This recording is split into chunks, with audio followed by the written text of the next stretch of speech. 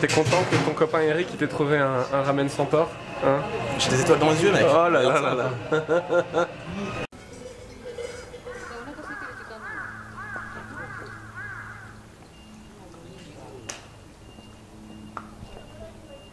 On est à Kawagoe avec Amine. Dans un petit temple, pas si petit que ça d'ailleurs. Petit temple sauvage, comme ça, sur le bord de la route. On s'est fait plaisir à déglinguer un énorme ramen. Là pour le coup il était vraiment énorme en plus. 94 sur l'échelle du guide. Le guide du ramen. Et du coup, c'est vrai que ça nous fait du bien de sortir de Tokyo. Donc Kawagoe c'est pas loin de chez nous, mais c'est quand même à 1h30 de transport. Un petit peu moins, 1h20. Et c'est tout à l'ouest en fait. Je vais vous montrer d'ailleurs, on est dans la préfecture, on est dans la préfecture de Saitama. On est même plus dans Tokyo. Ouais. Mais ça fait une grosse fracture du coup. Hein, exactement. Ouais. Tu peux voir dans Tokyo parce que déjà il y a beaucoup moins de monde. Rien que ça, c'est tellement relaxant. C'est beaucoup plus silencieux. Ouais. Bon, ta gueule. Bon français qui débarque là. Bon, ta gueule, le con, non. Et donc là, parce qu'on a déglingué, donc il y avait un gros ramen bien connu qui s'appelle Ganja. Ganja, ah putain, j'avais pas calculé que le nom du ramen c'était Ganja. Ah, c'est rigolo. Ah d'accord. Non mais c'est celui, tu sais, où il y avait 40-50 personnes là qui étaient devant et tout. Et le magasin est ouvert de 11h à 16h.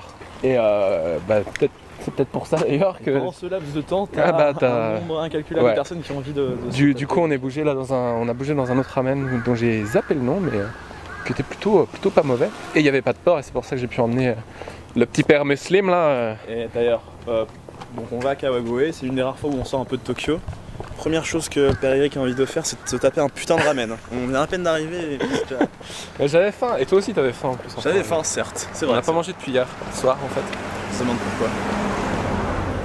Je sais pas c'est quoi. C'est le mec qui sort. Pourquoi? Ah non. Non, il n'y a aucune raison, pas du tout. C'est très mignon, ouais. C'est ce qu'on disait là, on fait tellement parisien qui sort un peu de sa ville.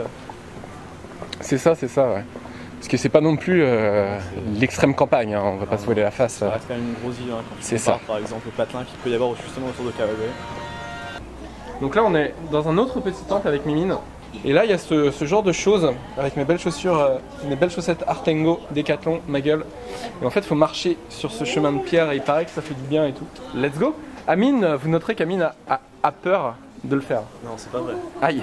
Je suis là pour te soutenir. Aïe, psychologiquement, donc la taille. Parce que ça, c'est ton combat, mon pote. Hein.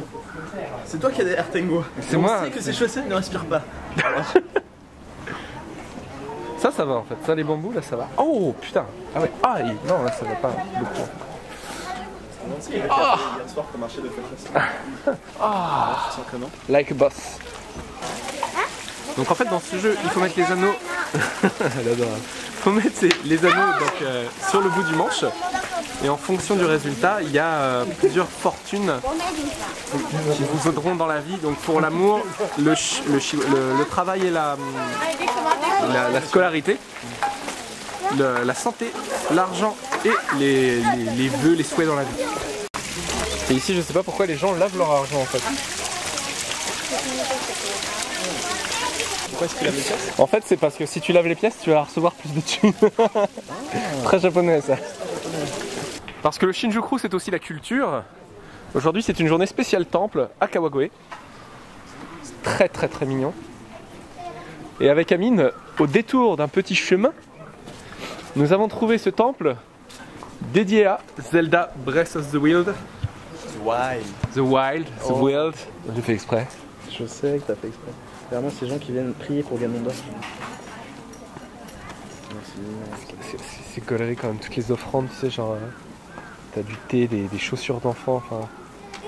Une petite rue très traditionnelle, avec le point d'information touriste juste là. Tu veux qu'on aille au point d'info touriste, juste pour voir? Si tu veux. On y va.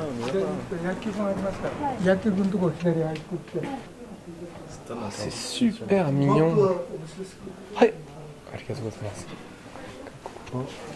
On a coréen, chinois, anglais, yes. Espagnol, français, oh là là. Ah ça c'est cool, ah, ça par contre ça mérite d'être souligné. Les mecs ont des cartes en français. Parce que là c'est assez notable, vous n'aurez pas tout le temps ça au Japon. Et là c'est quand même une carte en français. Il y a même espagnol, allemand, portugais. C'est très mignon, on est dans une ancienne maison en fait. Ça sent vraiment comme tu sais les vieilles maisons en bois japonaises. C'est très très très mignon. Hein. Oh, c'est authentique. Ah ouais, alors là c'est sympa parce que t'as pas mal de trucs au Japon qui avaient un autre usage à l'époque et qui finalement été rénovés puis utilisés pour d'autres. C'est ça, ouais. Pour d'autres raisons. Ouais. Purposes. Alors, il y a marqué Hills Map. Ah oui, c'est la carte de la unagi, de l'anguille. Je sais pas pourquoi. Quelqu'un nous disait tout à l'heure justement, l'unagi est très connu. C'est vrai, ouais. Justement à Kawagoe.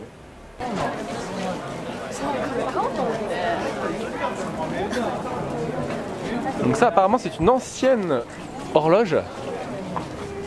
Et voilà. Qu'est-ce qu'on peut dire de plus? Le mec est tellement renseigné. Non mais oh là là. Mais vous pouvez pas. En fait il y a un truc qui manque sur YouTube, c'est les odeurs. C'est vrai qu'il y a les odeurs d'encens, etc.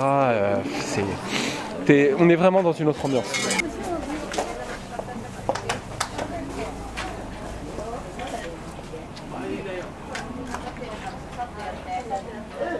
On s'est laissé tenter par un truc avec Amine, par la glace au shoyu. Oh putain. Donc la glace à la sauce soja. J'ai aucune idée de ce que ça va donner. Je sais pas du tout. Mais bon, c'est 2 balles alors. Ah. Ouais, on fait la vie de château un peu. Hein. Toujours. Hein. Ça vaut quoi? Mec, c'est spécial. Hein. C'est bon, hein. J'aime bien. Ah putain, c'est bon de ouf. T'aimes pas toi? Si, c'est bon. Ça ressemble à du caramel beurre salé un peu. Sans le beurre, c'est du caramel salé. C'est super bon, putain, j'adore ça.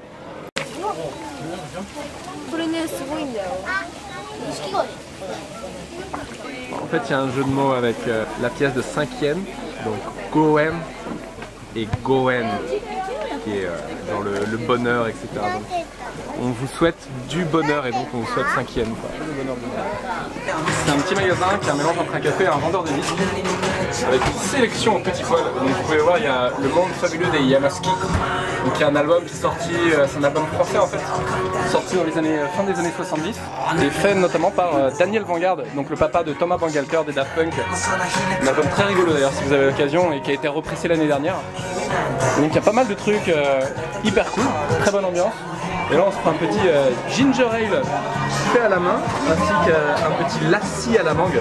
Le lassi c'est une boisson indienne, accompagnée de jolies demoiselles en plus à côté. Donc on se met bien hein. On vous retrouve après. Du bonheur Eric? Non. Qu'est-ce que tu cherches exactement? Je cherche du Ikereiko, je cherche du Kajimeiko et des trucs un petit peu divers et variés, genre Hayamiyu par exemple. Ça c'est cool ça. Hayamiyu, elle a grandi à Hawaï si je raconte pas de conneries, c'est pour ça qu'elle est complètement bilingue en fait. C'est celle qui avait fait Natsuhiro no Nanchi.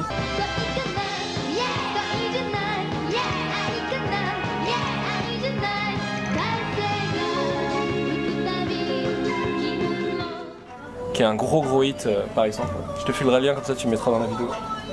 Et c'est cool, mais par exemple tu vois Hayamiyu, même si c'est très cool, ça vaut le coup pour l'objet, mais je vais pas l'acheter parce que à Hayamiyu il y a des anthologies complètes qui existent en version triple CD et tout.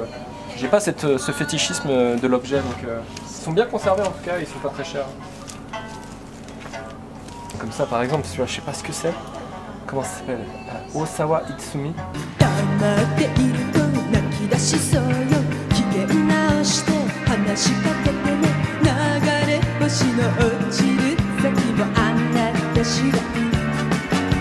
Ça me donne trop envie quoi. On entend un peu la patte de l'expert quand même. Donc on a fini notre petite excursion à Kawagoe. Là on est sur le chemin du retour avec Mimine. Par contre allez-y tôt parce que vous voyez là c'est beaucoup plus vide alors qu'il est 4h45. Donc ça ferme quand même relativement tôt. Et c'est vrai que le peak time hein, c'est vraiment 2h30, 3h à peu près. Bon Amine, verdict c'est à faire Kawagoe? C'est une ville à faire si tu habites à Tokyo sur le moyen long terme. Mais sinon, si tu habites vraiment trop loin de Kawagoe, je pense pas que ça vaille le coup parce que t'as quoi? T'as un petit quartier à visiter que tu boucles en un quart d'heure, 20 minutes, ça va tout casser. Bon après c'est sympa. Bon, en prenant ton temps et tout, en 1 heure on va dire, mais ouais c'est... Ce que je veux dire c'est que bon, à part si tu prends le temps de vraiment bien visiter les magasins, les shops de bouffe, etc. Là tu peux passer facile quelques petites heures, mais pas non plus. Ça casse pas 3 pattes à un canard. Donc, ouais c'est ça, c'est vraiment... c'est cool, hein, on n'a aucun regret, on a passé une super bonne après-midi.